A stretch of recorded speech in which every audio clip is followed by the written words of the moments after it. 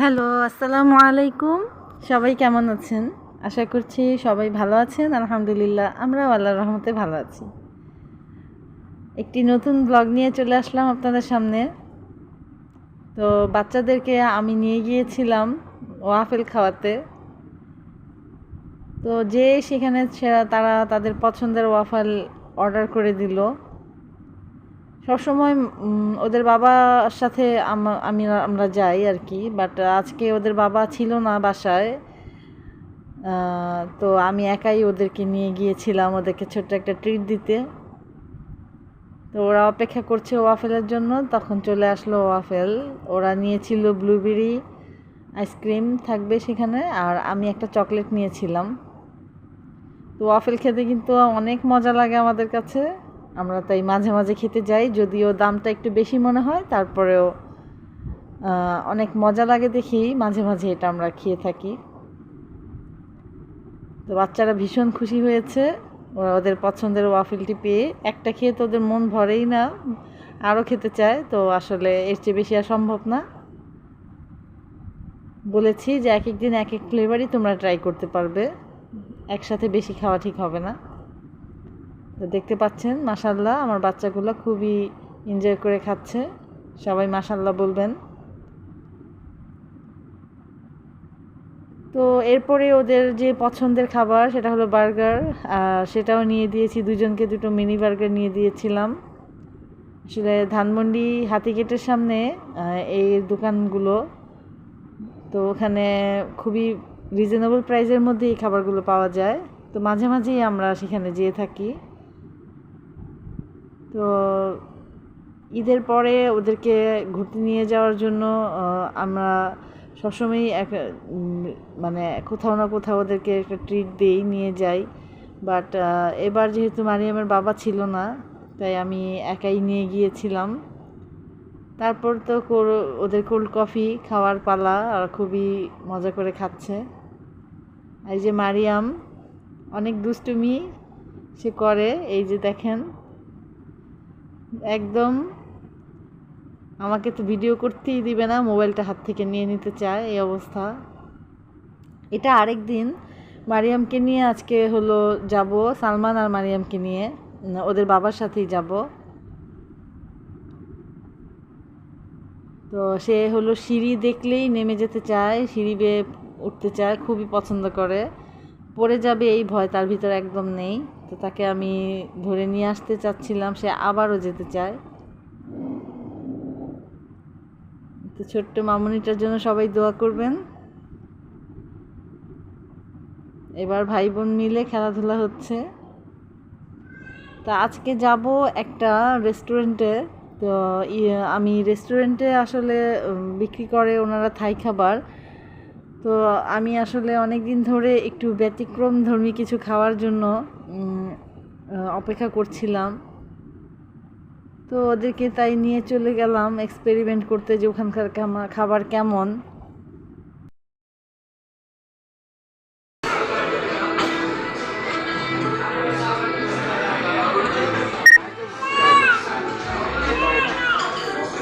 এই model Mariam, hello.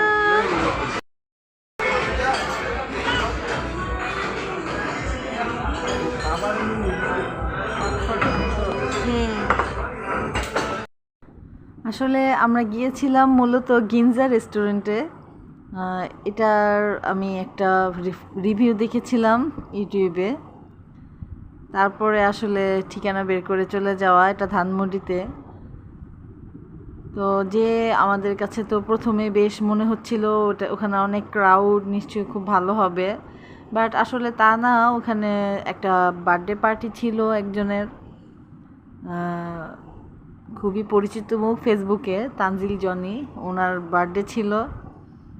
তো আমরাও এক সাইডে বসলাম।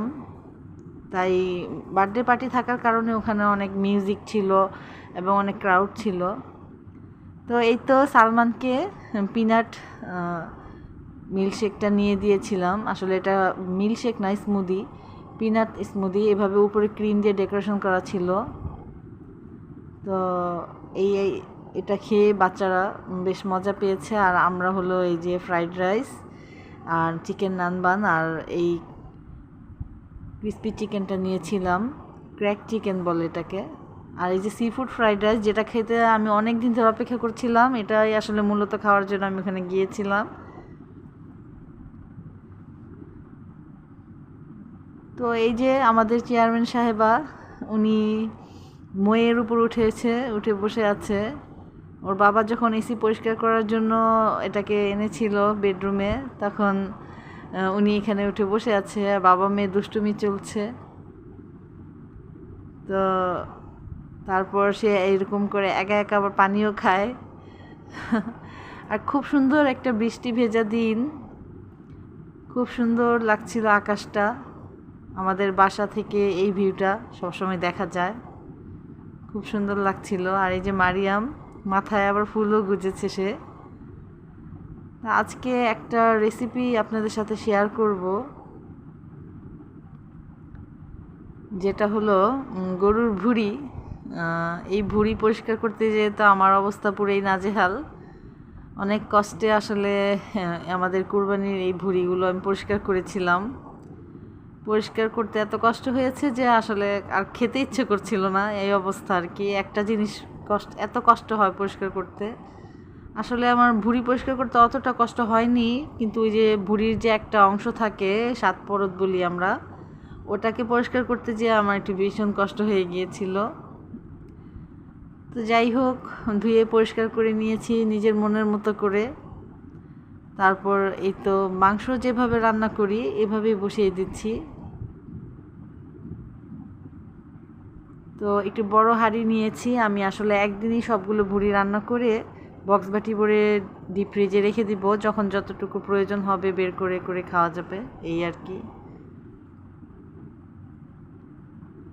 তো এই জন্য সুন্দর করে মাংসের মতো করেই মশলাটাকে কষিয়ে এবার ভুঁড়িগুলোকে দিয়ে দিচ্ছি। অনেকগুলো ভুঁড়ি যেহেতু ছিল, আমার নাড়তে চাড়তে একটু হাতে বেশ ব্যথা হচ্ছিল, অনেক কষ্ট হচ্ছিল। আসলে আমি তো এত বেশি এক্সপার্ট না রান্না বান্নাতে। তো এখানে দেখা যাচ্ছে পাতিলটা একটু ভরে গিয়েছে, আর কিন্তু একটু পরে এটা কমে যাবে। কমে গেলে আর নাড়তে একটু সহজ হবে আমার, এই আর কি। ভুঁড়ি খেতে আপনারা কারা কারা পছন্দ করেন আমাকে কমেন্টে জানাতে পারেন। আমি তো ভীষণ পছন্দ করি, আমার বাচ্চারাও খুবই পছন্দ করে।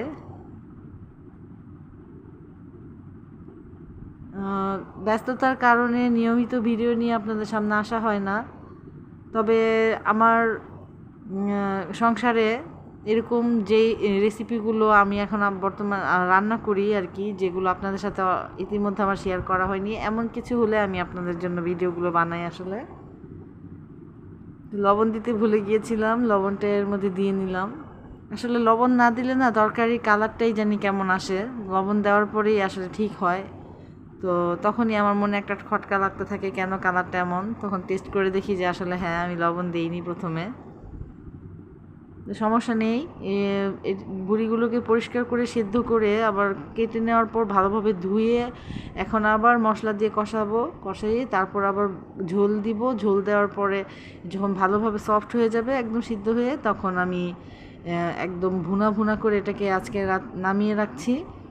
পরের দিন সকালে আরেকটা জাল দেওয়ার পর আমি এটাকে জাস্ট বক্সে ভরে ভরে ঠান্ডা করে ডিপ ফ্রিজে রাখবো, আর কিছুটা খাওয়ার জন্য রেখে দিব। তো এই ভুঁড়িতে কিন্তু আমি আজকে মিক্সড করে আসলে রান্না করছি, সব গরুর ফ্যাপসা, ধোর, তারপর হলো চিকন চিকন নাড়ি ভুঁড়ি, নাড়ি বট, সব ধরনের অংশ আসলে এখানে মিক্সড করা আছে। এই তো দেখতে পাচ্ছেন, জিরা গুঁড়া দিয়ে তারপরে এই যে ভালোভাবে ভুনা ভুনা করে জাল দিয়ে নিচ্ছি। খুবই সুন্দর, খুবই লোভনীয় লাগছে। এই অবস্থাতেও খেতেও খাওয়া যায়, আবার আরেকটু ভাজা ভাজা করে ওটাও খাওয়া যায়। এক একটা আসলে এক এক মজা, এক এক টেস্ট।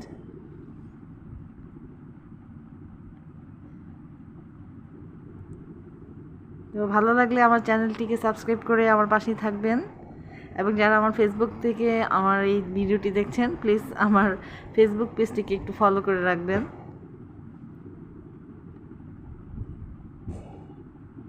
তো আমার ভুড়ি রান্না কমপ্লিট। এখন আমি বক্সে ভরে ভরে রেখে দিচ্ছি। আর সবার শেষে কতটুকু ভুড়ি আমি পাতিলাতেই রাখছি, আমি ওটা হলো আমাদের খেতে হবে এখন বর্তমানেই আর কি, এখনই খেয়ে ফেলবো। আর যেগুলো বক্সে ভরে রাখছি সেগুলোকে ঠান্ডা করে আমি ডিপ ফ্রিজে রেখে দিব। এই তো আমার ধন সম্পত্তি, অনেক কষ্টের ফল। তো এখানে আমার ছেলে আমার ছোট্ট মারিয়ামকে নিয়ে দিয়ে ওর হলো বডি বানানোর জন্য ব্যায়াম করছিল। আর এখন দেখাবো যে সকালের দিকে আমার বাসায় গ্যাসের কি অবস্থা। রাতে তো দাউ দাউ করে জ্বলে, বিকাল হলেই চলে আসে, বাট সকালে এই অবস্থা, একদম গ্যাস থাকে না। আজকে কয়েকদিন ধরে খুবই কষ্ট করতেছি গ্যাসের। সকালবেলা ঘুম থেকে উঠে আসলে রান্না করতে পারছি না বাচ্চাদের জন্য কিছু, রাতেই কিছু খাবার তৈরি করে রাখি অনেক সময়। তো সেজন্য রাইস কুকারে ভাতটা প্রথমে বসিয়ে দিলাম, কিন্তু আজকে রাইস কুকারে ভাত বসাতে গিয়ে মনটা একটু খারাপ হয়ে গিয়েছে। কেন জানি আমার রাইস কুকারটা যখন পানি শুকিয়ে গেছে, ভাত হয়ে গেছে, অটো বন্ধ হলো না, আগে হতো। তো এই যে ঝরঝরা ভাত, মাশাল্লাহ রাইস কুকারে একদম সুন্দর ঝরঝরা ভাত হয়। তো আমি গরম গরম ভাত নামিয়ে নিলাম। চাইলে রাতে ভাতটাও রান্না করে রাখতে পারতাম, বাট একটু গরম ভাত খেতে কিন্তু ইচ্ছে করে, সবসময় ঠান্ডা ভাত খেতে ভালো লাগে না। তো আর রাতেই তো বিচি দিয়ে, কাঁঠালের বিচি দিয়ে শুটকি রান্না করে রেখেছিলাম, তো এখন এটাই বাচ্চাদের নিয়ে খাবো। তাই ভাত বেড়ে নিলাম প্রথমে। আর কাঁঠালের বিচি দিয়ে শুটকির তরকারি কিন্তু খেতে আমি খুবই পছন্দ করি। অনেক সময় এটাকে চিকন চিকন করে একদম পোলে তারপরে রান্না করি, বাট আজকে ভাবলাম যে আমি জাস্ট ছোট ছোট কাঁঠালের বিচি, তাই জাস্ট মাঝখান থেকে দু টুকরো করে করে নিয়ে এভাবে রান্না করেছি মাখা মাখা করে। তো ভিডিওটি দেখতে আপনাদের কাছে কেমন লাগলো অবশ্যই কমেন্ট বক্সে জানাবেন। এখন হলো আমরা একটু এটা দিয়ে নাস্তা পানি খেয়ে নিচ্ছি। বিচিগুলো মাশাআল্লাহ একদম সফট হয়ে গিয়েছে। সবাইকে ধৈর্য ধরে ভিডিওটি দেখার জন্য অনেক ধন্যবাদ জানাচ্ছি। আল্লাহ হাফেজ, আসসালামু আলাইকুম।